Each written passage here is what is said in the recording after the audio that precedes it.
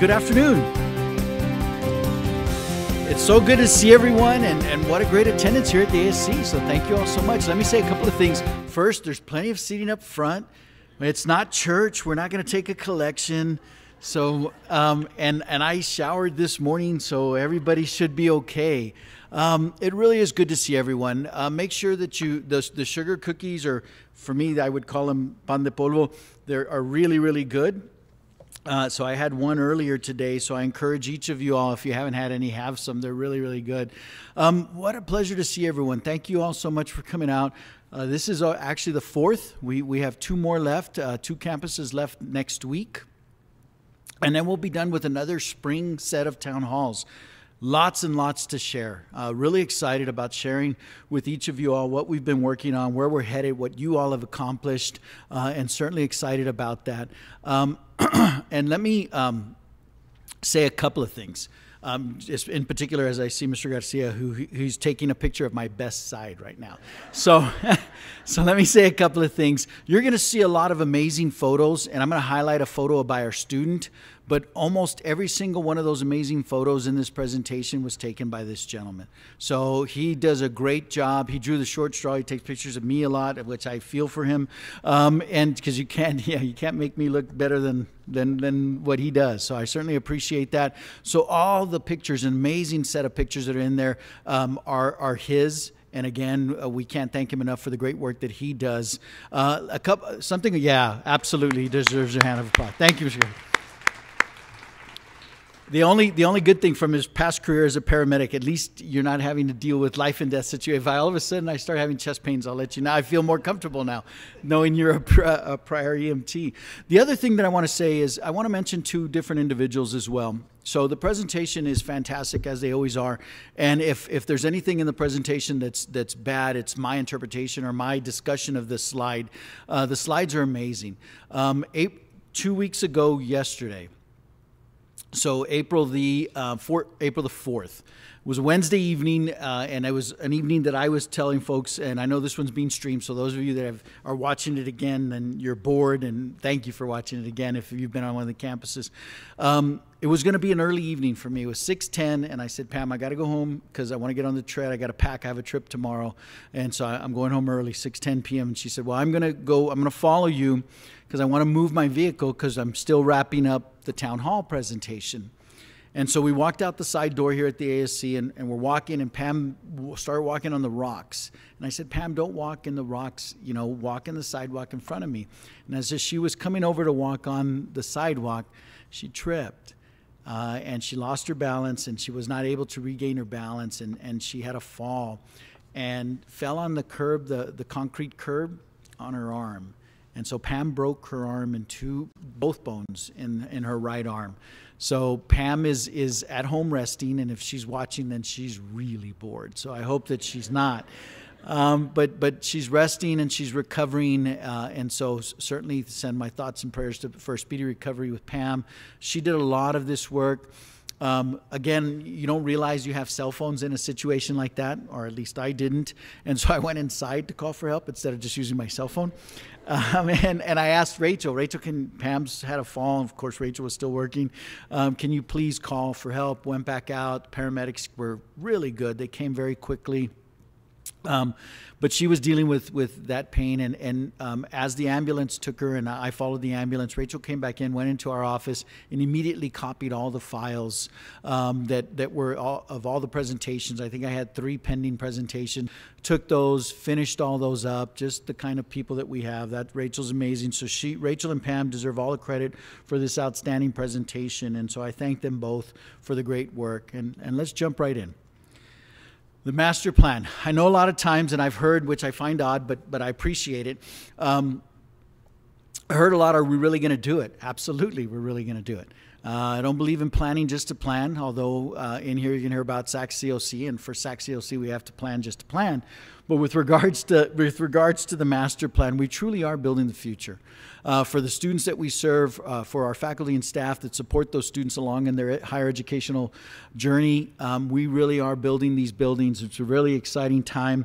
I cannot thank ECM and all the work that they've done as our project manager, along with Vice President Shaughnessy in a leadership role in this particular area. Mr. Gallardo has played point person. I see Mr. Gallardo in the audience. They've with our project manager as a liaison between the project manager and the college to really move these forward and ultimately to really build the next set of facilities for the students that we serve to take us out to 2025 and well beyond that.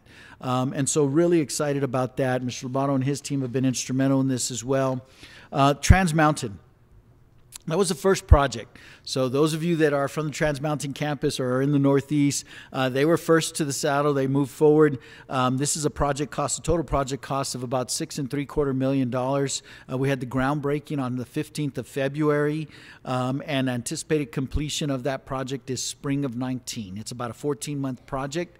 So they are moving quickly. It is focusing on creating student study spaces, collaboration spaces, some CTE spaces. Some of those programs like fashion design is actually a CTE program. So they are moving forward. Here's a picture of the groundbreaking. Carrie and her team and all of marketing, they've done a tremendous job of planning these groundbreaking events, of making them special, of having media out there, of ensuring that us with the shovels don't hurt it ourselves or anyone else. But it really has been a wonderful event and excitement for us to move forward with that. Last week we did the Valle Verde campuses. A week ago yesterday we did the groundbreaking for the Valle Verde classroom and lab.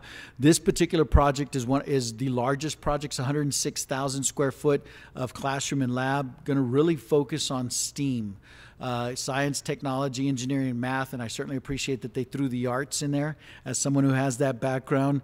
That total project cost of that is just under $38 million. The groundbreaking, as I said, was last week. It is a longer project. Anticipated completion is in the fall of 19, right about November of 19. So that means that we'll be able to move and then start classes in the spring of 2020 in that facility. We celebrated at the very same time the Valle Verde Transportation Center. This one's an interesting project. Again, a CTE program, about 38,000 square foot project that's obviously going to focus on hands-on training in our transportation disciplines. A couple of things about this, and some of you have heard me say this, but right now in America, truck driving is the #1 occupation for males in our nation. And yet all the data indicates that in 10 to 15 years, despite the horrible accident of the self-driving vehicle that took someone's life, in 10 to 15 years, they'll work out all those kinks and all those jobs will be gone. So why build a transportation center? Well, all of the jobs around the vehicle will still be led by individuals. And so diesel mechanics, auto body repair, logistics, hydraulics, all of that will be offered in the 22 bays that we're going to have in that facility. It's well underway. It's right next to the baseball field. And they're moving quickly on this. It's about an $11.3 million project.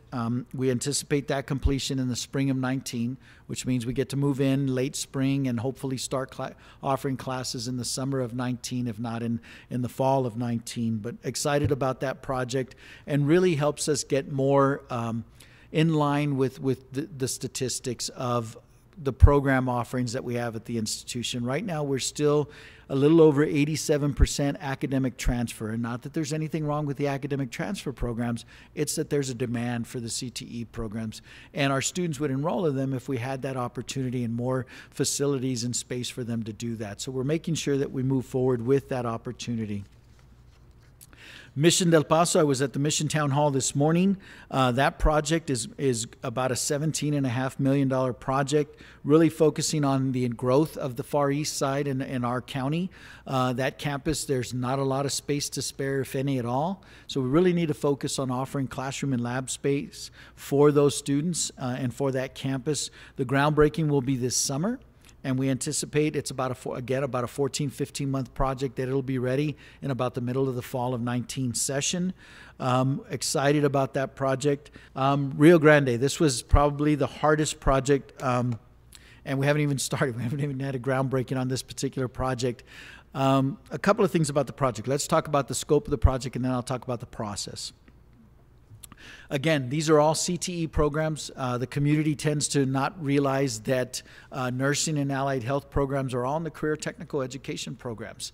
And so again, for us to be able to expand these programs, to be able to offer that health science study areas for students to go into high-wage, high-skilled jobs, we're limited. And so we're looking at a $32.3 million project. It's probably actually going to be slightly higher than that.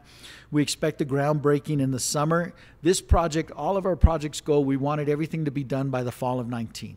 This project won't be ready until the spring of 2020. We probably late spring of 2020, to be quite honest. We'll be looking at hopefully moving in the summer to be able to offer courses there in the fall of 2020. This has nothing to do with the project manager or the architect or anyone else. This has to do with the process. So a couple of things about the process. I didn't know there was another Queen Anne. I didn't know there was a bookend to the Queen Anne. I love the Queen Anne building.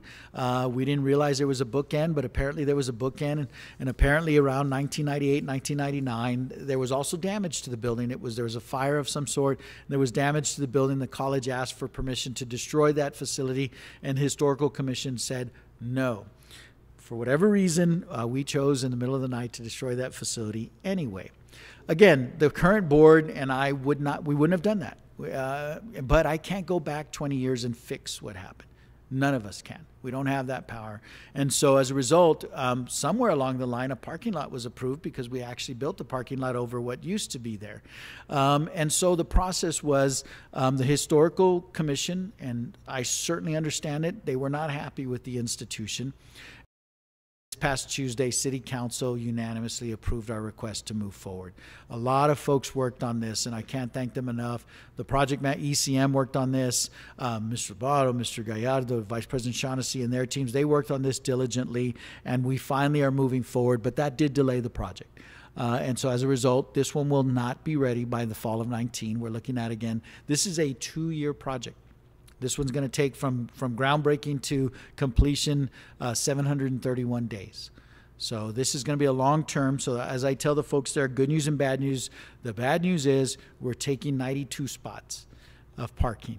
We're going to take them in the summer, which is the best time to take them. The good news is we're going to give you back 400. So you're going to get a net increase of 308, but they won't be ready for 2 years. So we're working on that plan. So obviously we're going to continue to offer courses during that period of time. And so we're working on that plan. We did sell the Stanton Building and Hotel Dew property to EPISD. They're moving their headquarters downtown, and they're moving on that. We did purchase KTSM. So we now own KTSM. And they are looking at moving out in the near future. So that will be a net gain of 65 spaces. So between the 92 and the 67, actually, that we're gaining, we're going to have a net loss of 35. And so we're currently working on a plan. Again, all the folks I've mentioned, the project manager and our internal staff, on trying to locate an area for folks to park during that interim period while we're building. So excited about this. It was more tedious than we anticipated it being, but we've passed all those hurdles, and now it's time to move forward. Again, we expect to break ground on that campus in the summer, and for the construction to be done again in the spring of 2020. I would say it's going to be closer to the summer of 2020. Let me turn my page here. We'll move forward with the Rio Grande Campus Forum. That's going to be scheduled on the 2nd at 3 o'clock. Actually, I do believe that we have a location determined now. And so we will get the word out for that. It really is an opportunity for us to get feedback from our campus community.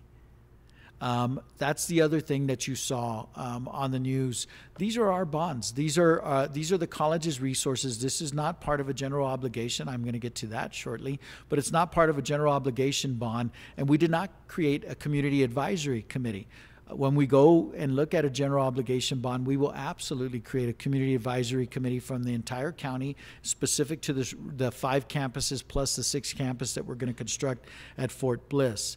But we are going to move forward. We determine very diligently, based on needs and what kind of jobs are out there and the expertise of our respective faculty, the programs that need to be offered in these facilities. And so we're moving quickly forward with those.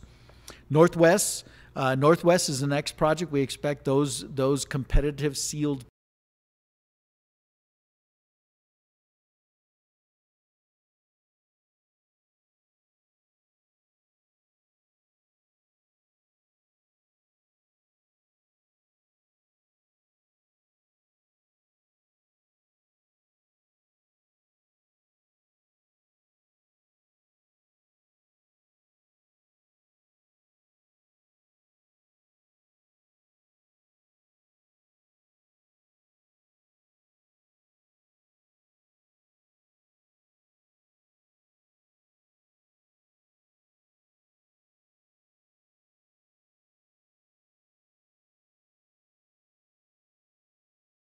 And there is a big difference, as Mr. Gardo has educated me, between bids and CSPs.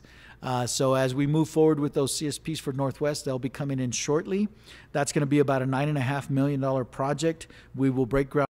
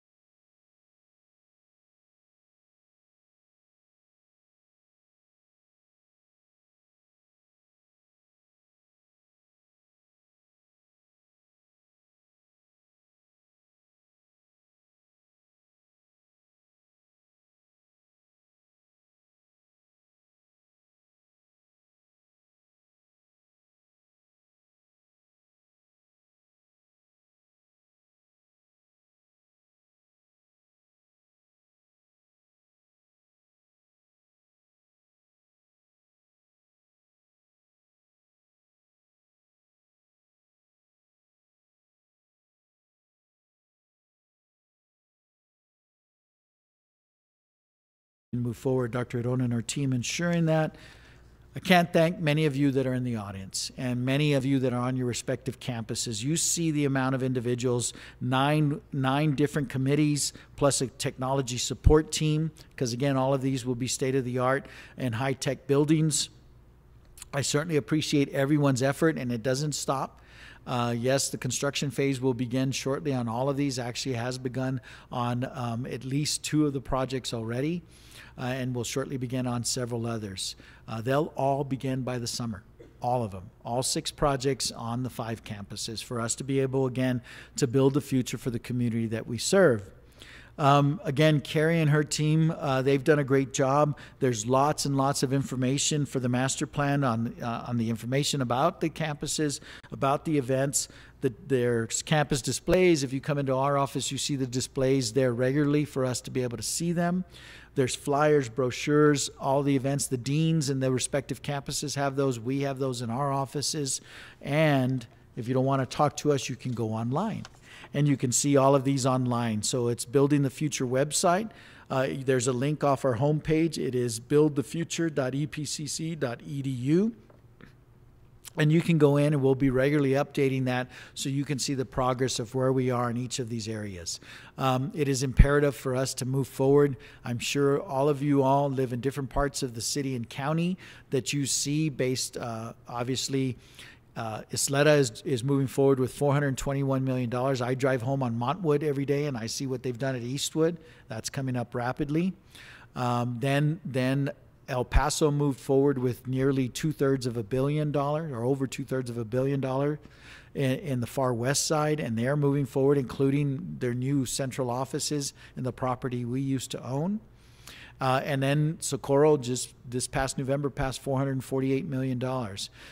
Don't forget, when I moved to El Paso in 2012, the quality of life bonds were passed. So there's right at $2 billion of projects moving forward in our community. That doesn't touch any of the TxDOT. So those of you that live on the west side, I feel for you every time I drive to the west side and deal with the traffic. But all of that's done. And here's what I've heard. So when that's done, everyone thinks, oh, it'll be done. My understanding is they will begin to work on I-10 after that, the whole I-10 project in phases. I hope they start on the west side since I live on the east, but that's what's coming up. So it's not going to stop. This is the price you pay for progress. But it's also really important for us to move forward because projects, the prices won't go down. They're only going to go up because of the demand. Also take into consideration that Hurricane Harvey has taken a lot of labor from Dallas. And so what does Dallas do? It comes to El Paso and takes a lot of labor from El Paso. So this, again, just raises the prices of everything. It also raises wages, which is a good thing. But great information on that website. We have to tell our story. We have to tell the story of why we're doing this, why we're building these, and not just, again, to build. And then so, again, I can't thank our marketing staff, Carrie and their team, for telling that story. You see some of the quotes from our students. We offer affordable, quality education. We are not cheap. We're the best value in higher education in this community. And so it is affordable, quality education. So we need to make sure we tell that story. You see a wonderful impact statement from Joshua Villalobos, the dean at MDP. So we're looking forward to that. And you also see one of our graduates and someone who started as a student here in about 2005, was a 2007 graduate, worked with Dr. Alvarez and her team in RISE and kept going, and a decade later has earned a PhD. Again, this is what our students are capable of with the cultivation from our faculty and staff. SACS COC. This is beyond the master plan. The regular work and everything else continues. We have a 2018 site visit, and we have our 5th-year report that's due. Dr. Penley is leading this along with several other folks that I'll mention just shortly, but we need to make sure that we're ready. Make sure that we're ready and that we're prepared. So what is it comprised of? It's comprised of the interim 5th-year report. So accreditation used to be a 10-year process. You do it, and 10 years later you do it again. And what they found is folks waited till like year 7.5, year 8, and started working on it. Now, I'm a procrastinator myself, and so they said, we're going to keep folks on that cadence of accountability, to pull in the WIG, the 40X language. And so they said we're going to throw in a 5th-year report. And in that 5th-year report, we're going to look at the 24 individual principles, the QEP, et cetera. It really is a heavy focus on the QEP, but they look at other items. That report is due on September the 14th. I know it's about 90% done, but we need to continue to work and refine this particular report. Some of my stuff is not into that report. I don't see Dr. Penley, but I'm sure I'll get a text saying you're still missing X, and I will work on that. In addition to that, we will also have a dual credit substantive change visit. So the SACS rules say that anytime that you have more than 3 substantive changes, that triggers a visit. Well, we didn't have 3, we had 60. Why 60? Because every dual credit site is considered a new site. So every high school that we offer dual credit, whether it's an early college high school or a traditional high school, is considered a new site. So since the last accreditation, those have been filed. We're up to date. They're all in, and we will continue to be up to date. But that's when they're going to come and visit several of our high schools and our dual credit sites. One other thing about the 5th-year report. In December, during the SACS meeting, the voting members of the SACS board, which every institution has one voting member, all voting members approved the new principles. So these are brand new principles that were approved in December, and that will be a part of our report that's due in September. So that changed too. Now, many of the principles are similar to what we already dealt with, but they are new. So we'll be dealing with that. And so again, certainly looking forward to all of them working on that. The quality enhancement plan is learning about the community as a community. Thank you, Mr. Smith. Absolutely. So we all need to remember that. That's what we're going to be reporting on. This is a huge focus of what they'll look at within the 5th-year report, along with the 24 principles.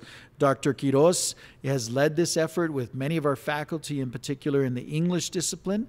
We were very gung-ho. We wanted it across many, many disciplines. The visiting team said you need to narrow. We did that. You see some of the initial reports and information that has come out. 77% of students saying I am interested in what happens in my community. 71% I can make a difference, etc. So this will be a big part of that. We have a lot of data on this. We will be reporting this to them. The QEP is also going to continue, not necessarily this QEP, but as part of the principles. And part of SACS is that the QEP will continue to be a part of institutions as they move forward. There was a little bit of pushback on that from some folks, but it passed, I would say, 85+% agreed that the QEP should go forward. I asked that we all make sure that we're prepared. How do we do that? Web pages, we need to make sure they're all up to date. with the current and correct information. We need to make sure that our procedures are up to date. So if you are responsible for procedures in your respective area, please make sure that they're up to date and familiar yourself with the new principles, because that will be part of the fifth year report. If you need any assistance, if you want more information, if you're not sure about something, Dr. Penley, Mary Beth Hahn, Dean Badillo, who's going to be the point person on the dual credit report, all of those particular areas. So if you have any questions, so please make sure that we're prepared for that report as we go forward. We're also preparing, so dual credit, we have a robust dual credit program. And we've, for 5 years in a row, have had professional development opportunities for our dual credit partners, for the faculty, for the administrators. And in addition, what we're doing is we're holding a forum to make sure that our partners understand the kinds of things that are coming up. This is just a refresher. We're doing these things, but we want to make sure that everyone is up to speed. All of our partners, we expect about 100 people to be coming in. You see the focus areas that we're going to be. Again, Dean Badillo is leading this, but it'll be an informational session with our dual credit partners, our faculty, our counselors, and administration, so everyone is on the same page of what is coming up. That'll be next week from 4:30 to 6 in the boardroom right across the hallway. What else? Next year is our 50th anniversary. So our college was created in 1969. We're about to celebrate that 50th year anniversary. You see some of the folks in those photos. To me, some are still with us, thankfully. Some of them, Mr. Blevins, start telling me who they are. So there you go. That's right. And to me, no one has changed. They look exactly the same. They look exactly the same. And so we've got folks in those, and so excited about that. Really, really excited. If we don't tell our story, no one else will. We need to make sure we celebrate the 50th, the golden anniversary of El Paso Community College. We need to make sure that the community understands change, the thousands upon thousands of students who have been a part of this community, the thousands of people who have been employed by the institution. So we are going to have a 50th year anniversary. Again, lots of kudos to the co-chairs, Carrie Moe and Lisa Elliott. I inadvertently, Carrie hasn't heard me say this, but I inadvertently showed the 50th anniversary logo, or at least a draft of the logo, once before. I will officially do that at the State of the College this coming fall, where everyone will see the final logo on it. And we're going to have a whole lot of events. Some events are events that we do every year. We're going to tie those events so that people realize, invite them, and they'll be wonderful to experience that. And we'll say, did you know this happens every year at our institution? Now, there'll be some special events, but we're going to tie in a lot of our regular events into this. There is a lot of folks that are working on this, and so I can't thank them enough. We have district-wide representation on the subcommittees. We've got publicity, community outreach, student engagement, a commencement committee, a history and archives committee, and then, of course, it is a golden anniversary, so it is a golden opportunity to fundraise. And we're going to do that too. We're going to ask the community to provide resources to the institution, whether that be scholarships, whether it be contributions to the institution, alumni events, etc. Dr. Gross and her team will be moving forward with that. And it also is going to lead us, as we celebrate 19 all the way into 20, as we're moving forward with the master plan, as everything is finished by the summer of 2020, as we go into the November election of 2020. Now, it's not official until the board says it is, but we're planning to do a general obligation bond in 2020. So this is where we will form all those committees. This is where we will ask the community. And we're going to show this is what we've done in the last 50 years. We need your help to prepare for the next 50 years, including our 6th campus at the Fort Bliss Military Installation. So that is where we're going, and I'm excited about that and look forward to each of you being a big part of that. Some of the other initiatives that we're working on at the institution, it is just imperative that we create a college-going culture.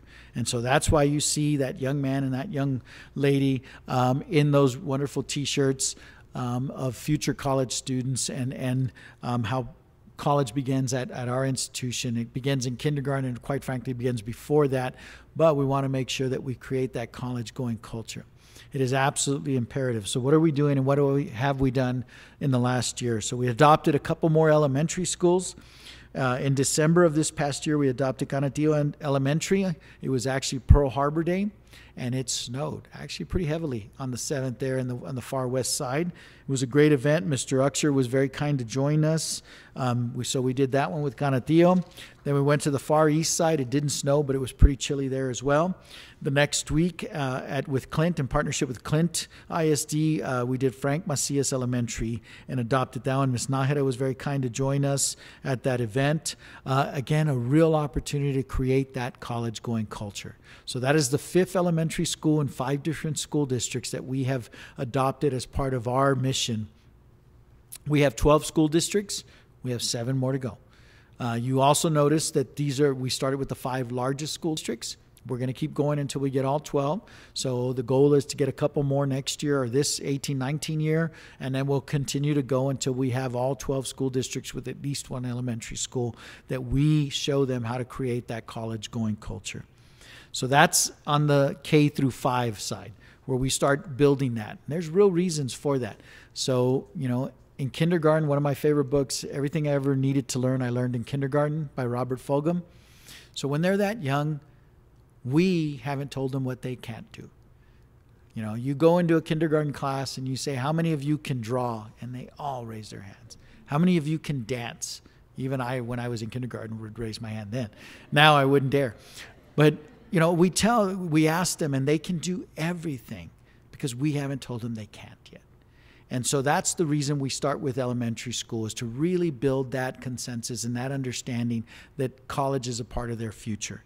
Now, we want to make sure that once they're in high school, that they also understand that. And so what we've done, a lot of kudos to Dr. Gonzalez and his team, to Dr. Iron and her team, and to everyone else who's been involved. Instruction's been very involved in this as well. As has finance, because all these things come with a price tag, to move forward and really create what we called Operation College Bound. Reached out to Dr. Espinosa, the superintendent of Socorro Independent School District, and said, what if we do something together, us, you, and UTEP, to really focus on your seniors and make sure that they take the next step. And it's all based on data. So in 2011, FSG, a national research organization, did a study right here in El Paso. And what they did is they looked at students who did not matriculate, did not enroll in college immediately after high school graduation. That means that summer or the next fall right after they graduate, versus those who did. The students who did not matriculate immediately had a 1% chance of ever earning a credential. So they had a 99% chance that they would never get a degree or certificate. In today's society, higher ed's the only pathway to the middle class. So I want to make sure that all those students have that opportunity. So I said, what if we work on this together? He said, absolutely. Our teams met and they've moved quickly. And so Operation College Bound has already gone to 3 of the 6 comprehensive high schools. We're taking lots and lots of laptops. We're taking lots of staff. We're taking a little bit of swag to give to these students. We're helping them with Apply Texas, the college and UTEP and the district. They're giving us access to all seniors. And if they haven't finished applying for college, we will help them apply for any public institution through Apply Texas. If they've already applied, if they haven't finished financial aid, we're helping them complete their financial aid. If they've done both of those, we're providing counseling, academic counseling and advising. And then if they're ready, we're registering them right then and there for summer and fall. So there's no excuses that they can't do this. Already, as I said, we've gone to El Dorado, to Socorro and East Lake. Pebble Hills will be tomorrow. And then next week, we'll get the last 2 high schools. This is a wonderful event and a wonderful service for our community. I find that superintendents are rather competitive. So I expect Dr. De La Torre to say, why Socorro, why not Isleta? And we're going to say, when are you ready to do this? We're waiting for EPISD to do the same. And we want to make sure that all students in all 12 school districts understand how important it is for them to register immediately after. Part of that is financial aid. There's not an excuse for summer anymore. the federal government reinstated what we call summer Pell or extended Pell, or a second Pell cycle. So students can qualify for just under $3,000 for an additional 12 hours of summer coursework. So many times, I was a student affairs person, students would run out of financial aid. They would exhaust it in the fall and spring. They wouldn't have any resources for the summer. Now they do. And so we want to make sure that they take advantage of that by enrolling and doing well in their courses and getting a jump start on that. FAFSA Nights is a big part of that. We continue to partner with UTEP and the Chamber to move forward on this. You see the number of students that attended those FAFSA Nights in October and in February to make sure that we move forward with that. Now, I've talked a lot about SACS. I talked about the master plan. I talked about these college initiatives, et cetera. Those are what I would call the whirlwind. And who got caught in the whirlwind? I did. And I take full responsibility. So we're going to relaunch 4DX, and we already have begun to relaunch 4DX. And I told the board this is my fault, my failure. I got caught in the whirlwind and got caught off. And so we're going to start this again. And we did great. So we just need to focus on creating cadence of accountability. We want our 4,505 degrees and certificates last year to jump up to 5,000 this year. And we want to take enrollment back up. And I know there's a direct relationship between the economy and enrollment. I don't care. And the reason I don't care is because of what I just said. 65% of all new jobs will require some post-secondary education by 2020. 65% of all jobs by 2030. Now, I know some of us may not, by 2030 seems like, oh, that might be retirement time, maybe. But our students, that's the middle of their career. Actually, some of them, that may be the very beginning of their career. So we need to make sure they're prepared. And part of that is creating that college-going culture and ensuring that they are successful when they get to college. So we're relaunching the faculty. I want you to know, I understand 4DX, and I understand the weekly commitment. I also understand that that's not practical for some faculty. And so we're not going to ask for a weekly commitment. If it's a monthly commitment, I'm going to get to know my students. I'm going to reach out to my students. I'm going to engage with my students. I'm going to know all their names by the end of the first week. Things of that nature is perfect. And that's what we're going to do. We're going to tweak it where it works for us. But it is a good system that we want to make sure that we move forward with. Pathways. Pathways is continuing to move forward. And this has been the most encumbering student success initiative that I've ever been associated with. Achieving the Dream started in 2004. I've been involved with Achieving the Dream since 2004. Great student success initiative. Completion by Design was in 2010-11, was involved with that. We're one of the Completion by Design schools that became Texas Completes. Very familiar with that. Good work. But neither one of those really entails what we did with Pathways and what our faculty did with Pathways. Kudos to all of instruction, Mr. Smith, Carrie Moe, Margie Nelson Rodriguez, the deans and the faculty who really worked on this to develop those pathways, and they chose. And so the science faculty chose which, working together with their colleagues, what humanities course makes sense for this STEM degree, and vice versa. Which science course makes sense for this humanities degree? Those are hard decisions to make. They made those decisions. They created 235 individual paths for students to be on default paths beginning this fall. This is not a pilot.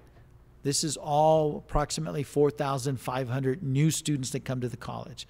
So over a 3 to 4 year period, you're looking at all students at the college being on a default path. They are pathways. They are not prisons. A student can change paths, but we want them to know what that entails. So again, cannot thank our team enough. There's a picture of Margie, who was instrumental on this one. Continue sharpening the saw and continue that sense of urgency. So we are working with Dr. Rob Johnstone. There's his best side. He's like me. That's his best side in the Hawaiian shirt.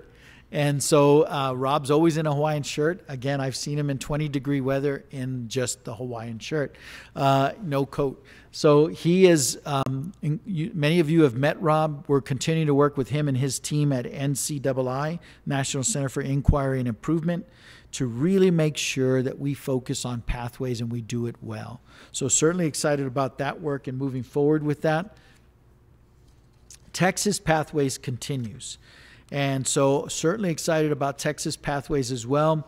Dr. Marissa Pierce was leading that for us. Dr. Pierce had a wonderful opportunity to serve as a campus vice president in the Dallas district and took that opportunity. And I want to thank Ms. Angeles Vasquez, who has agreed to step in to be the lead for the Texas Pathways. So thank you, Angeles, for being willing to do that. And you're going to do a great job, already are doing a great job on this. And really, Texas Pathways is in a way for us to expand that capacity. We want as many people working on pathways as possible. And so you see that team, those participants that are moving forward with that team will continue to provide updates on the great work that's occurring there. House Bill 2223. We talk a lot about unfunded mandates in higher ed. This is one. And this one was passed this last session. And the state legislature got very serious about what they don't believe is enough progress on developmental education. And so they are moving forward with a co-requisite model that was mandated by the state. So we don't have a choice. We have to put this in place and move forward with it. 25% of all our developmental offerings this fall have to be in a co-requisite model.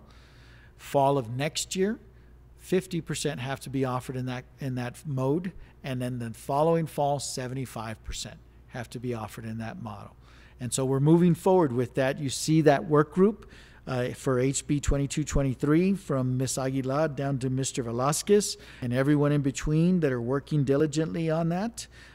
Good group of folks working hard on that to ensure that we have those co-requisites in place beginning this fall.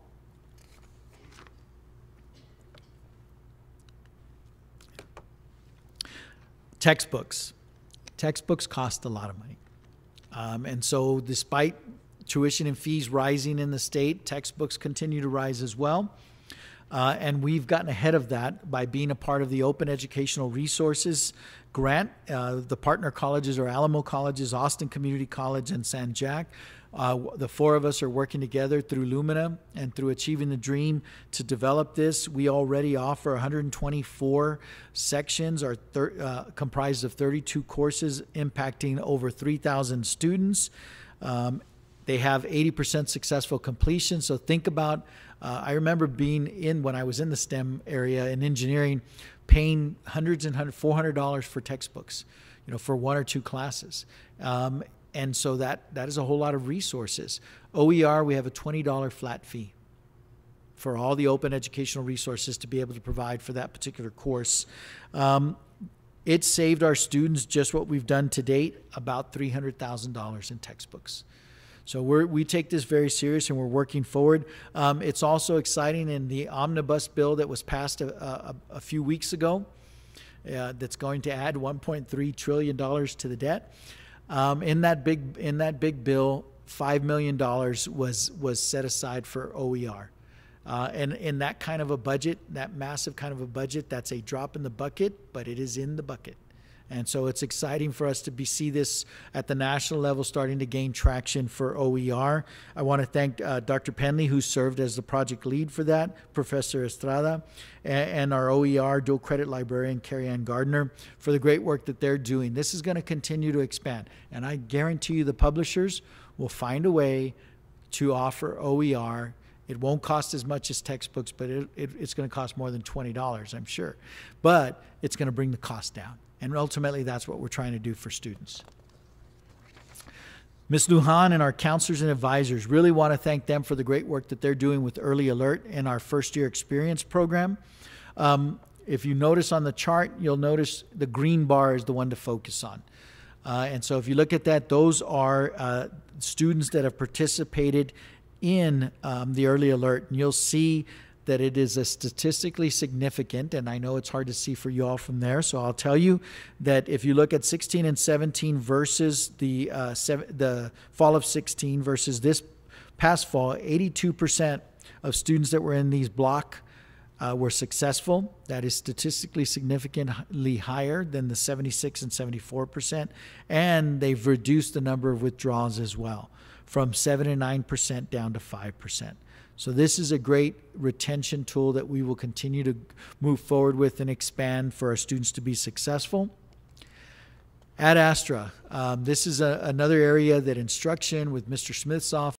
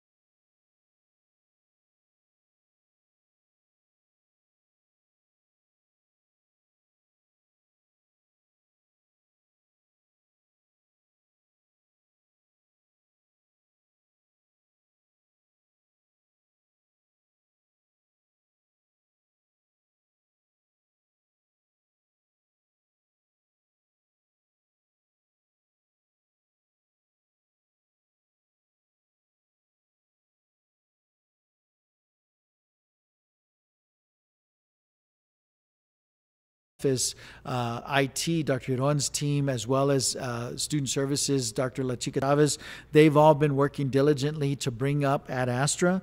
The easiest way for me to explain Ad Astra and optimizing room scheduling is to say we're offering 1,000 Comp 1 English 1301 courses this fall. We know that we have an 80% success rate. That means we should be offering 800 sections of Comp 2 rhetoric in the spring at this time, in this mode, on this campus.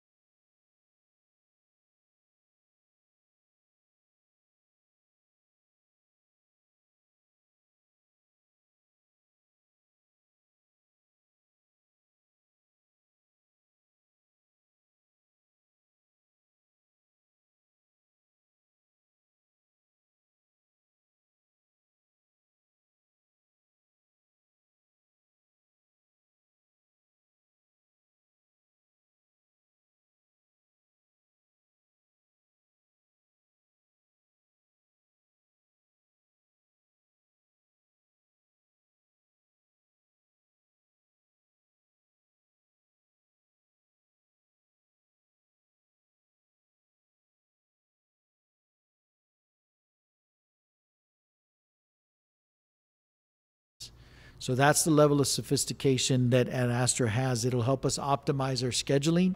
And until those new buildings are done, we really need to do this because space is at a premium. So this is just about done for us to move forward. Dale Huffam has played a key role in this as well. So certainly thank everyone who's worked on that.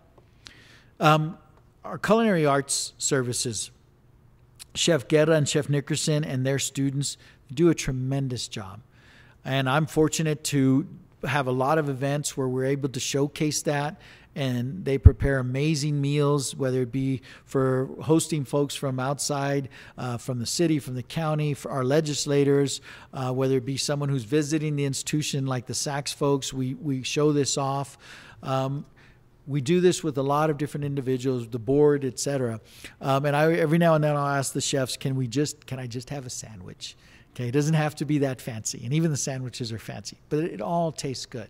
So I encourage those of you all that if you have events, they will not let you down. They do a tremendous job. So it's great food, and it's some talented chefs and our students that do a great job. So if you want to use them, the talk about food is very, very key as we go into the next subject area. And so I'll share a little bit of a personal story. I started my undergraduate 31 years ago this coming fall. It's like in the blink of an eye how fast the time goes. And, you know, my mom had remarried when I was a junior in high school. My stepdad was great. Scholarship took care of all tuition and fees. Took care of my books, and then I would put at that time Aggie bucks, not New Mexico State Aggies, no offense to New Mexico State, Texas A&M Aggies, and they had Aggie bucks, and so I put about $250 into Aggie bucks because the meal plan was expensive, and I wasn't going to do that, but around October, mid to late October, those Aggie bucks ran out, and I realized that as we budgeted, I didn't budget for food. Yeah, I lost 17 pounds my freshman year in college. I did, yes. And it was just one of those things where you think, okay, this got to pull myself up by the bootstraps, got to figure this out. 74% of our students in Region 1, over 74%, in Region 19, I've checked with Dr. Aguirre, are on free and reduced lunch. Now, what happens when you graduate from high school? There's no more free and reduced lunch. And I give Socorro a lot of credit. They're even providing dinners now to families. How do you learn when you're hungry? And I know that a lot of should be able to do it, but it's different. Okay, how do you learn when you're hungry? It is very difficult to do that. And so one of the things that we did is the foremost expert on this is Dr. Sarah Goldrick-Robb out of Temple University. And so she was actually researching something completely different. She was researching the cost of higher education. And as she was doing this, they were doing a qualitative study and interviewing students. And she was interviewing a young lady who just started to bawl, who just started to cry. And that she and her researchers, her colleagues, they weren't ready for that. And so they asked the young lady, what's wrong? And she said, I haven't eaten in 2 days. And so this really changed the direction.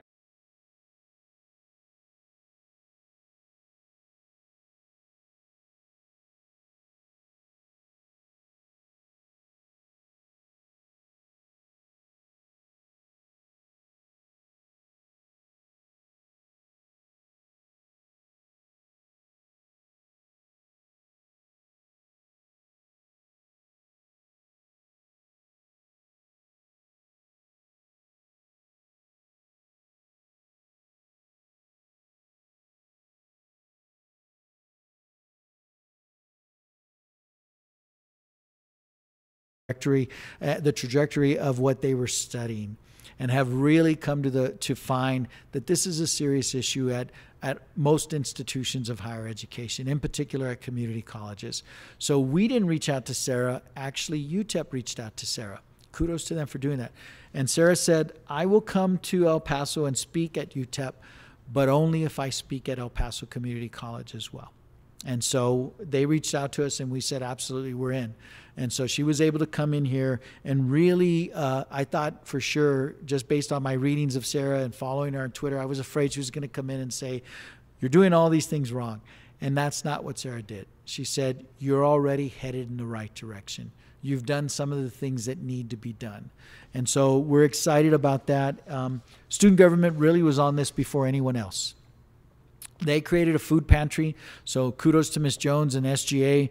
They created a food pantry at the Valle Verde campus. This morning at Mission, Dean Villalobos took me to the food pantry they've created at Mission. Counselors, faculty, staff that are starting to get involved. I certainly appreciate all of them. Donate 100, 200 vouchers for meals that we can provide to students per semester. I mean, it can be a write-off for you, and it's something that our students need. Mr. Robeson owns 45 Peter Pipers in the state of Texas, all the ones in South Texas through San Antonio all the way up to El Paso. Can you donate a couple hundred pizza vouchers that we can provide to students when they need that, so that we can partner with our business community to be able to say, here's what we need to do to make sure our students can learn so that they're successful and move forward.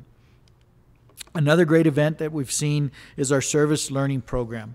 So again, this is a tremendous program. Dr. Naomi Weisman and Pat Islas are leading this. Almost 1,200 students that provided over 31,600 hours of service that equals almost $800,000 of gifts to these local services, to 130, thank you, to 130 businesses and agencies in our area.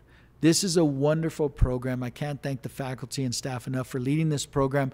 These are the kinds of programs that we're building good citizens for our community. Giving back to the community is a part of that. Community service is part of that. So we're certainly excited about that. Mr. Aguilar and the educational psychology faculty, him and his colleagues have done a great job with Guided Paths to Success, our GPS. Over 1,200 students have been served in that program since the fall of 2015 to really focus and help students be successful. So certainly appreciate the great work that's being done there. STEM is a big part of what we do. It's a big part of what UTEP does, and we've partnered together and we're awarded a $5 million grant. And from the Department of Education, $2.2 million of that grant comes to the college. Kudos to Dr. Amaya and Dr. Garcia, who are the point people on this particular project. You see what it's focused on. The overall goal is to increase retention and graduation of underrepresented students in the STEM fields. And I don't know anyone who does it better than us in UTEP in getting underrepresented students to be not only in those fields, but successful in those fields. So certainly excited about that opportunity. The Master Teacher Program, Joel and Janine Rudnick are doing a great job on this particular program. I'm always in awe of our faculty who are always looking at ways to cultivate and to refine their craft, to be better teachers, to be better faculty members on the subject area. And so excited that they're leading this and moving this forward. Let me talk about TEN, the Tejano Empowerment Network. And I will share with you also that Dr. Amaya and Mr. Lerma have done a great job with this. Let me say a couple of things about the program. First, let me make sure and assure everyone that this is not a zero-sum game. We're going to continue to do the work that needs to be done to help all students be successful, to help young ladies and women in our programs be successful. And there's so much work to be done. The national data still shows that women on average earn approximately 80 cents for every dollar that a male earns in the same field. It's unacceptable. We have to do better, and we have to do more in that area. But here's what we're seeing. In about 1992, the lines crossed, and now the gap just continues to get larger of women versus men participating and being successful in higher education. In particular, men of color. So African American and Hispanic men do not participate, nor are they successful in higher education at the same rates as young ladies. And so we have to work to address both of those inequities and to continue to move forward.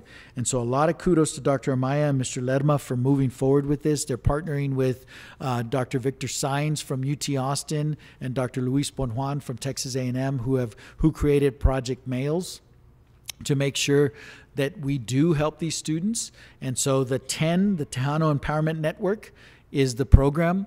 I've shared with some of you all that they have nice black polos that say TEN, And so I was going to an event, and they were nice enough to give me one of those polos. So I put it on, and my wife's like, 10, what does that mean? And I'm like, well, what are you saying? Hey, let me be a 10 once in my life. So I wore the shirt that one day, went to the event, got home, threw the polo in the washer, and my luck, the E in the end fell off. So now I just have a black polo that has a T on it, which is probably more appropriate anyway. Mr. Lobato and his team, Ms. Shaughnessy, Mr. Lobato, Rick Torres, their entire team, they have done a tremendous amount. So the master plan is separate and apart. So right now we're doing about $125 million of construction, but that is a separate pot of money, and we can only use it for that. So all these other projects, we do it on a shoestring budget. And they do a great job with that shoestring budget. You see the list of items that have been completed for them to work on those particular areas, including lots of work here. We're pulling a lot of folks from the campuses that are not directly touching students here so that those spaces can be for faculty or other areas that do have direct contact with students. You see the areas that are in progress and that are continuing to move forward. Again, this is a tremendous job. These projects will continue. We're not going to stop. We're going to continue to move forward on them as much as we can with the human resources and the fiscal resources that we have. And we're trying our best to allocate additional resources to get these projects done. One of those projects that got done, and look at Rachel's graphics, she's amazing. One of the projects that we got done, there's me just holding the basketball and there's other people actually working out, is the gym floor at the Valle Verde campus. It is beautiful. It is well done. Those of you who haven't gone out there or haven't, they're holding tournaments out there on a regular basis. I encourage you to go check it out. Those bleachers are brand new as well. Those are roll-away bleachers that we have for the facility also. So again, not only building new, but we're going to continue to renovate and continue to upgrade the existing facilities that we have as fast as we possibly can. So right here in this very room on February the 7th, we were set up, and the Texas Tribune, their executive editor is Evan Smith. That's Evan right there between Dr. Natalicio and I, and with our Tejano Tribune editor with him as well. And so they said, we want to come to El Paso. And actually the Tribune's been to El Paso many times, but they're always at UTEP. They've never been to El Paso Community College. And so Evan called and said, we want to come to El Paso. We want to come to EPCC. So we hosted the event. Carrie Moe and her team did a tremendous job. Chef Nickerson and his team provided all the food. The Tribune paid for the food. I had some folks call and question why Mayor Margot. Evan chooses who he interviews. My simple reply is, why not? He is the mayor. And so poor mayor, if you've ever been interviewed by Evan, or if you have not, be prepared. Evan asks hard questions. He doesn't pull any punches. And he did that day, and the mayor did well. But he asked him some very hard questions, from federal questions about what are you telling the Trump administration about a wall right here in your community, to state questions of what would you tell your former Republican colleagues in the House on local taxes. Is it local control, or is it controlling the locals? And so Evan asked those hard questions, but it was a wonderful event for the college to host. And what Evan is doing, in fact, a couple weeks ago, if it wasn't last week, it was a week before, at McLennan Community College in Waco, Evan Smith interviewed Congressman O'Rourke. So these are events, and what Evan says, so if you want it, they're all listed on the website at the Texas Tribune website. You can click on them and watch them. Watch the first part of it if you want the Cliff Notes version. Because what Evan's saying is, if you care about higher education in the state of Texas, you better be on a community college campus, because that's where the action is. That's the largest segment of higher education in our state. And so he is really pushing that message, and we certainly appreciate him pushing that message, in particular as we start to push our message at the Pink Building in Austin. So the legislature will begin January of 2019. Lots and lots of work that is occurring already. We're getting ready to wrap up our recommendations for the 50 community colleges, and I wanted to share that with you. Here's where we are. We expect this to be next week. We have our TAC meeting in Austin. The 49 others and I, we expect this to be adopted by all of us, that these are our legislative priorities. It begins with funding. That's priority number one. I don't have it in the presentation, but the other priorities that we're going to focus on is placement, our job workforce training. We're going to focus on grants being increased at Texas Workforce Commission. We're also getting ahead because we anticipate that dual credit will be affected as well. And so we're putting forth our own recommendation on how to scale back what the state did in 2015, including that freshmen, unless they are performing at a very high level and get permission from the chief academic officer and the principal, that they not be allowed to take dual credit unless they're in an early college high school. But back to the funding. We're leading with student success points. And so that's where we're heading. So in 2013, student success, our performance-based funding, was a part of what we agreed to with the legislature, that 10% of our funding would be for performance-based funding. We agreed that it would be funded at $185 per point. Okay? And it was funded at $185 in 2013. In 2015, that dropped to about $172 per point. This year it was just under, it was about $171.50 per point in the 17th session. It doesn't seem like a lot of money, that difference. For us, it was almost $700,000 difference. In fact, we would have been in the black. We ended up taking a $660,000 cut from the state this year. We would have been actually in the black had performance-based funding been funded at the level it should.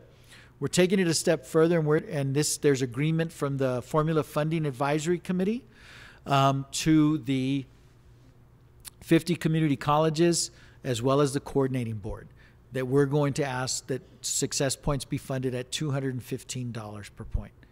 So this obviously would be about a $2 million swing for the college, because we have focused on student success for a long time. So if you look at this, core operation stays the same. That's $68 million, or approximately $1.4 million per college. Contact hours, we're asking for an increase to fund growth and inflation. So that's about $83 million to be divvied up among the 50 colleges. If you grow, you get more of that. If you don't grow, you obviously get less of that. And then student success points, that would increase them from the $171 or so a point to $215. That's an increase of $61.5 million. So the grand total in the 2018-19 years, we were funded at $1.76 billion, the 50 community colleges, and we're asking to be funded at $1.909 billion, an increase of about $144 million. Now, let me share that we're looking at going into the session at anywhere between a 6.6 and $10 billion shortfall. And so let's ask why. The economy is going great in our state. Gas prices are going up again. I know, because I fill up, and again, you all know 250 is my benchmark. If gases are above 250, I'm not very happy. If they're below 250, I'm okay. But they're above that right now again. So if gas prices are going up, sales tax are going up, why do we have a shortfall in our budget? And I've asked Ms. Shaughnessy and Mr. Flores to train me on these accounting tricks, but here's what happens. So the first thing is Hurricane Harvey. Massive amount of damage that occurred in the greater Houston area. And so the state's gonna have to write a check for some of that. The federal government's done a lot. The state's gonna have to. Here's the accounting trick. Medicaid and those costs, what the state does is says, we'll pay for that next session. So the cost of Medicaid in this last session, they're not going to pay for it until next session. So that's about $2 or $3 billion of that shortfall. $12 billion in it next session. But apparently not even a hurricane is enough rain to touch the rainy day fund. So but it doesn't stop. We're going to advocate for what we need to advocate. And so we will go to Austin. Our legislators get it. Now, we're not going to take that for granted. We're going to tell them everything that we're working on, but then we're going to go to Austin and we're going to continue to tell everyone else. And we have to tell them all about us. So this is as of 2015. As of this past fall, community colleges were at about 720,000 students. By far the largest sector of higher education in our state. 47% of the enrollment in our state is at community colleges. 70% of all new students start at the community college. 80% of all minority students start at the community college. So this is where students are coming to college. You see the percentage of public universities. The state two-year colleges, those are the Texas State Technical Colleges and the Lamar Colleges. So you see there are about 17,000 students. I like to say they're about the size of our Valle Verde campus. That's what they constitute, all of them combined. They do a much better job of saying who they are. And in particular in Austin with the state legislature. So we need to make sure on that right box that everyone understands that 91% of all CTE enrollment is at the 50 community colleges. And 92% of all CT1s and Associate of Applied Science degrees are awarded by the 50 community colleges. So the state knows these are demand occupations, but they don't know that we produce 92% of those demand occupations. So we need to make sure they know that. And we're going to do a better job of telling that story. Ms. Shaughnessy, Mr. Flores, their teams do a great job of ensuring the institution's financial stability. And I also want to touch on tuition. So that's our tax rate. We're at 14.1 cents right now. Our cap is 15 cents. That's a hard cap. By law, we cannot pass that. If we want to go past it, we have to have the voters approve an increase to that. So that is our cap right now. The good news is this is an appraisal year, and the preliminary appraisals show that we had about a 6% increase in property values in our community. That is a good sign for us because that should lower our tax rate slightly. That should lower it. Now, we anticipate based on protests, individual protests of homeowners, as well as businesses, and the businesses in particular, some of them will protest. We anticipate that we'll end up with about a 3% increase in property values once those protests are done. Again, that's a good sign for the college, for that tax rate hopefully to go down because it gives us more room to be slightly below the cap. That is our budget. We operate about $138.6 million budget.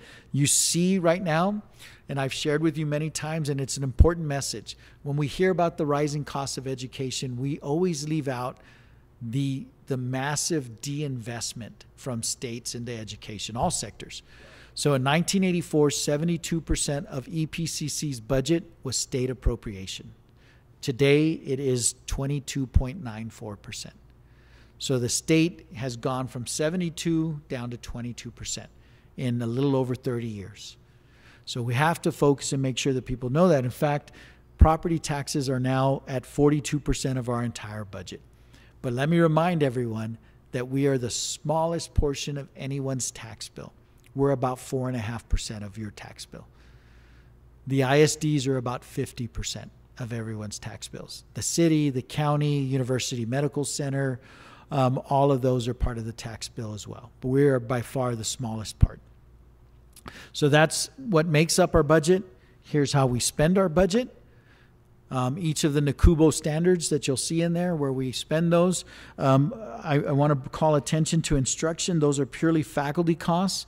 When you add support and when you add the deans, when you add all of those particular areas that support instruction, instruction is just over 50% of the entire budget, as it should be.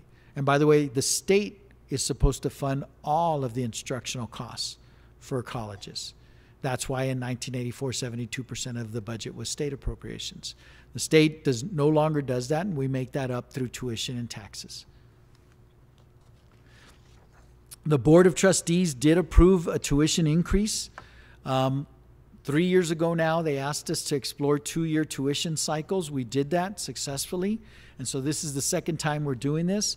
So they increased tuition. It will now be the fall of 18. It will be 15 students in particular, I want you to know. It will be $1,500 for a 12-hour course load at the college. And it will be frozen at that level from fall of 18 through the summer of 2020 for 2 years, so that if you can plan accordingly. Get your degree and certificate in those 2 years, your tuition will not go up. You see the comparison. So we are by far the best value in education in this community. UTEP, we're about 36% the cost of UTEP. And let me just say straight out, UTEP is by far the lowest of any UT system school. So, and yet we're about 36%. And MSU is about $3,046. I know they were looking at a tuition increase. I don't know if the governor allowed them to move forward with that. So that's why we don't have their rates as 17, 18, because they have not moved forward with that. But you can tell you could get a year's worth of education for the cost of a semester at an MSU. So we are by far the best value for our students. Again, the board said to look at 2 years. We did that. Again, a lot of kudos to Ms. Shaughnessy and her team, to the students who participated, the Tuition Advisory Committee. Certainly appreciate that, where there is no planned look at tuition again until the fall of 2020. So that's where we're headed with that particular area. Let's talk a little bit about technology, the good work that Dr. Iron, that Marco and Abraham and their respective teams are doing. You know, the demand for technology continues to rise. We want to be online all the time. We want it fast. We want the speed of that. We want to continue to move forward with that. I've shared with some of you, I remember I've been in higher ed long enough to remember saying, God, I can't wait if I could just have a 386. That's all I need, is a 386. Yeah, those of you who are laughing, remember the 386. So those of you that are not laughing and don't remember, and in particular our students up front, let me explain to you the 386. So the 386 was the processor. It was the chip in the computers that we had. And so it went from a 286 to a 386 to a 486. And what you don't realize is that they then created, they didn't say 586, they said Pentium. And so that's the product. Now you have the Pentium Pro and Pentium, I don't know, Platinum and all kinds of things. But that was the speed of the computer. And so I've been in higher ed long enough to I remember the 286s going to 386, et cetera. So, but we want it faster. And those 286s, this is more powerful than those were. And so that's what's sad. But so it's going to be nonstop for us. So let's talk a little bit about what Dr. Iron and their team are working on. The student degree planning is a big part of it. They're moving forward, partnering with Dr. La Chica Chavez in student services to focus on degree works, to make sure that that degree audit system is up and running. They're moving quickly on that so that we can turn around and then partner and get that to feed into the Civitas degree map framework application, so we can move forward with that. We expect that to be up and running, the first part of it in the summer and fully compatible and running in the fall. So excited about that process. Also want to talk about bandwidth. Again, this is the speed factor. We're looking at making sure that the speed of our internet is as fast as possible. Again, we went from all the hard wiring, you know, to now we're talking about dark fiber, and now we're talking about all the wireless. All of those particular bandwidth is incredibly important to all of us. So we want to make sure they are moving forward with that. And then what's the next one? I want the wireless to be connected all the time. I want to be able to be 5 miles away from campus and still have a connection to the campus. I mean, this is what we're all looking for. I don't want to have to log in more than once. I want to be able to log in and then I can close my iPad. When I open it, I'm still on the system, et cetera.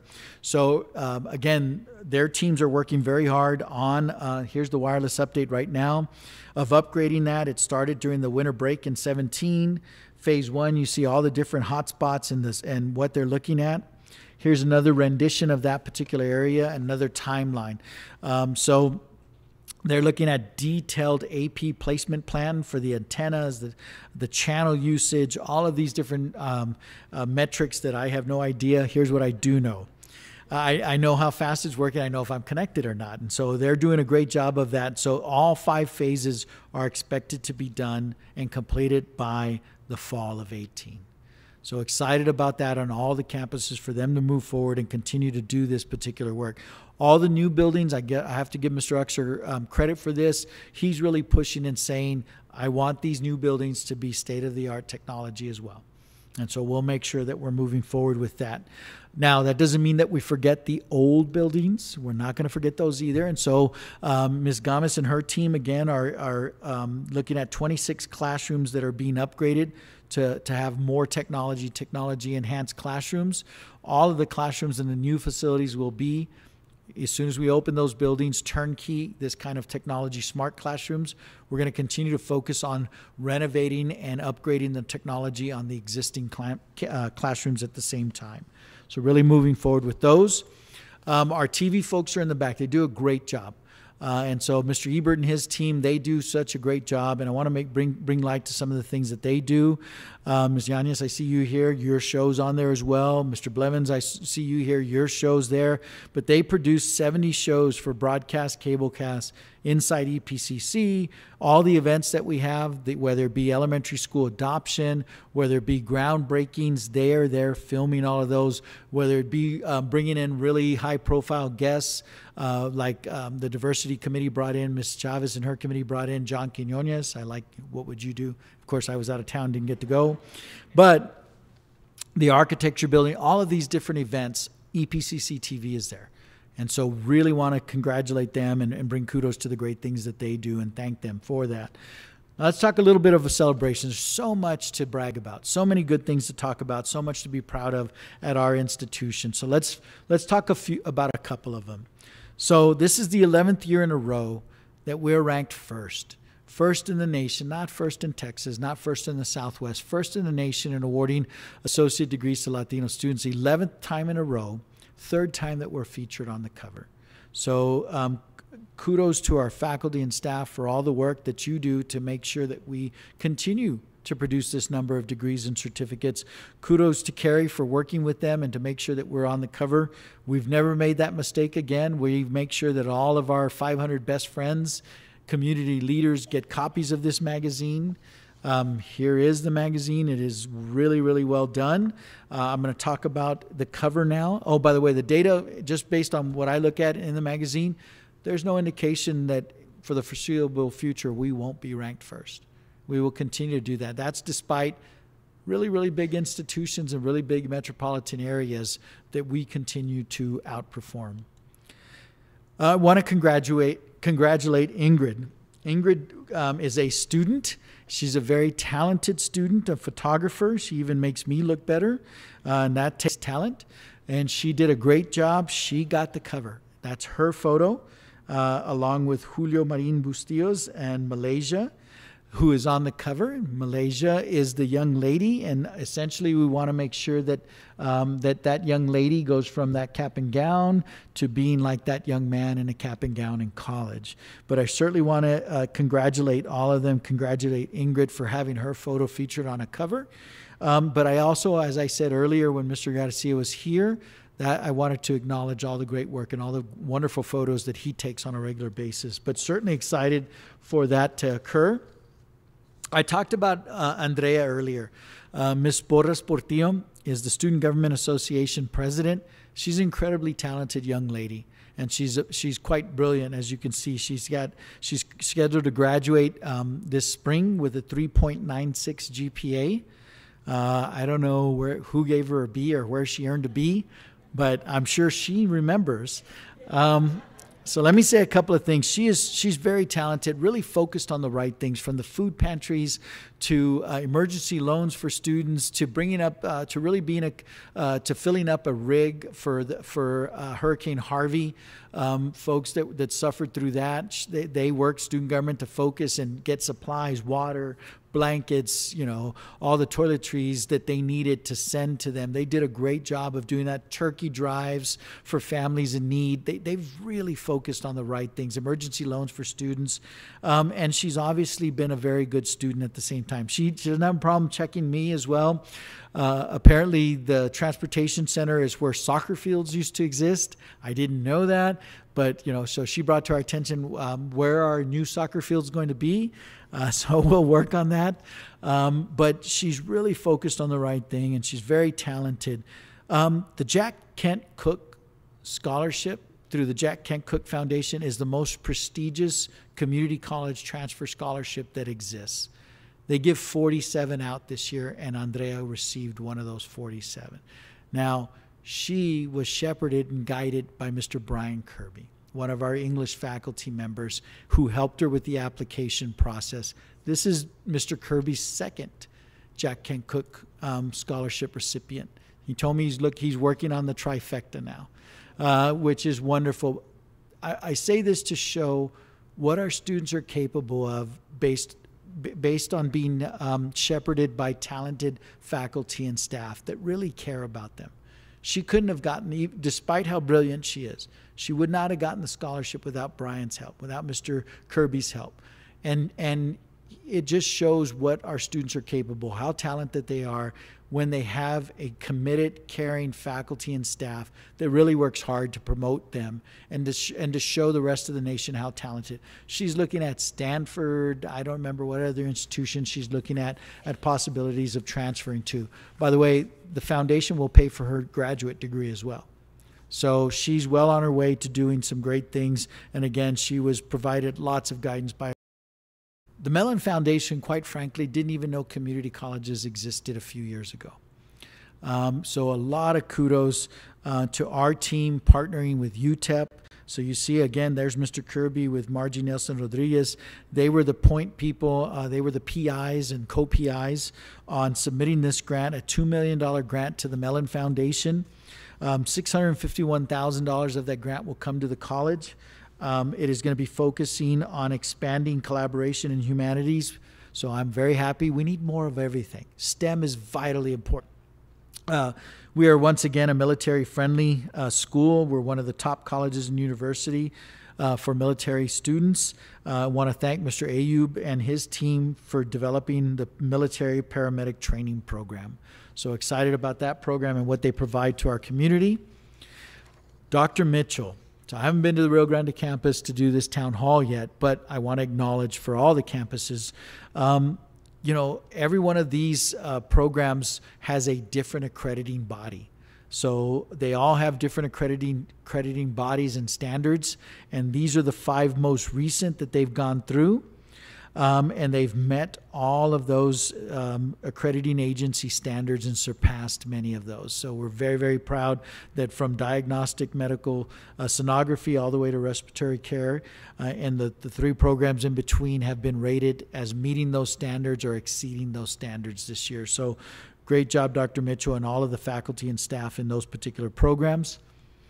We have 2 early college high schools that are nominated to be Blue Ribbon schools.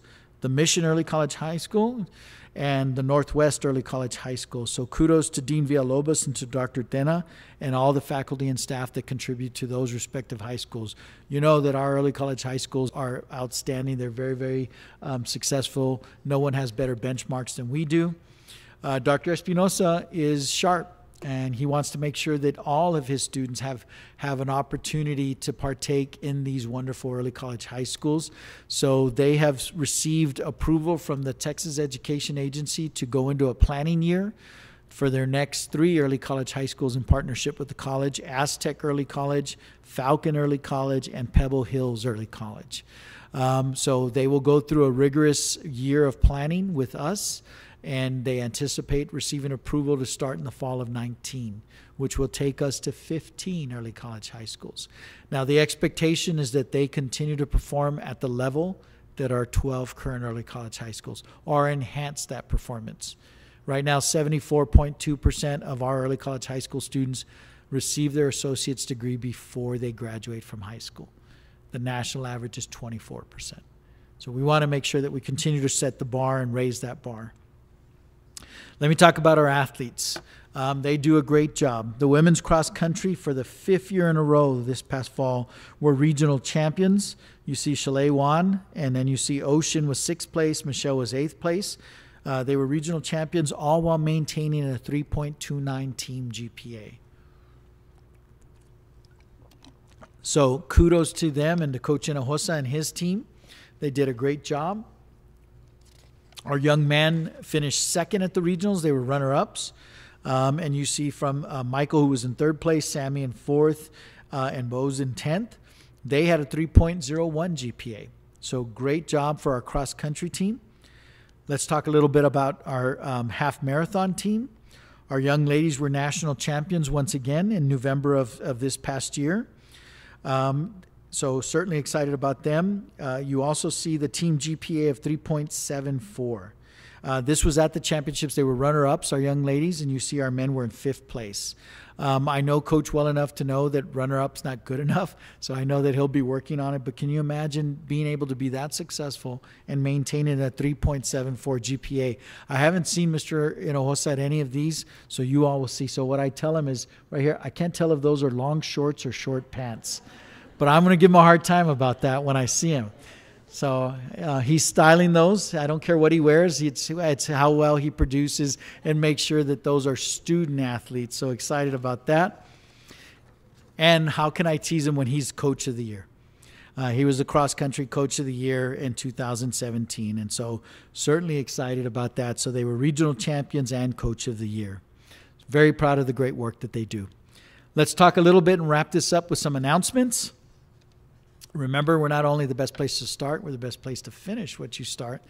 And here's some announcements. So in the fall, on Thursday, September 13th, that will be Professional Development Day. I will broadcast and stream out of one of the campuses, but all faculty and staff will gather for that particular event. Students, class will not be held. So if you have day classes, you get to not have a class that day. If you have class starting at 5 or later, you do have class. In addition, we started with SACS. We're going to end with SACS because it's very important. So the dual September 4th through the 6th. The forum in preparation for that will be April 25th at 4:30 in the boardroom across the hall. And so I know that Mary Beth Hahn and Dr. Penley, they'll probably be sleeping on September 13th because they'll have just submitted all that paperwork to SACS COC. But we're excited and we look forward to letting them know the great things that we're doing at the institution. Malaysia, I mentioned earlier, we want to make sure we take Malaysia from being a young lady in a cap and gown. And I've had 2 kids go through kindergarten, so they put them in those wonderful caps and gowns like that. But we want to make sure they go from being in caps and gowns like that to being like Candace, who actually walked the stage this past fall and received her degree here at El Paso Community College. And with that, I thank each of you for the great work that you do every day. On behalf of the board, thank you so much for the great work that you do for our students, and I am happy to answer questions. Thank you.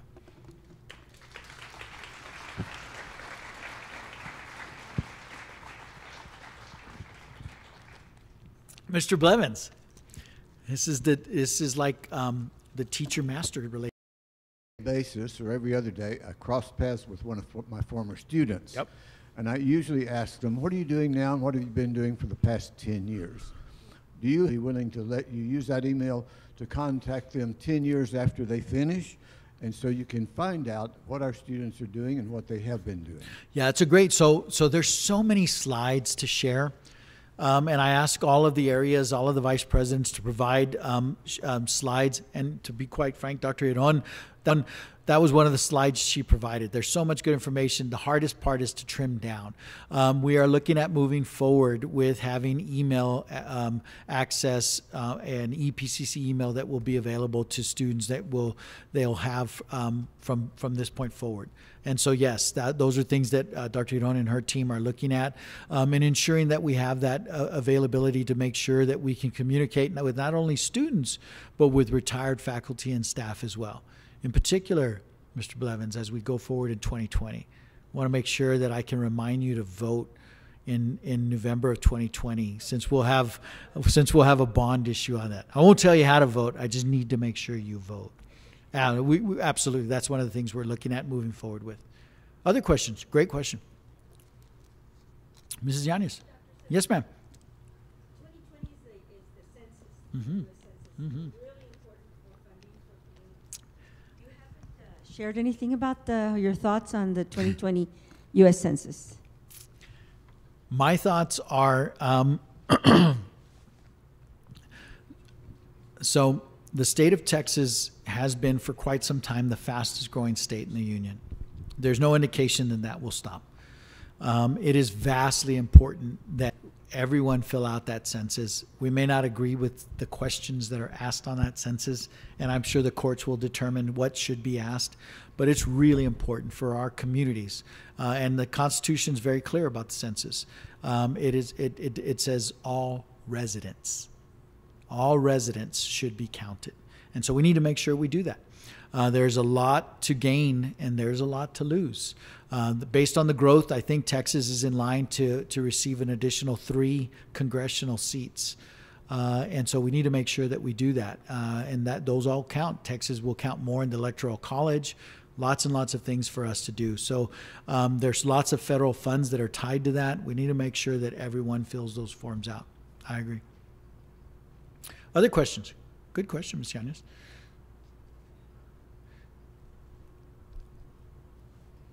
How are you?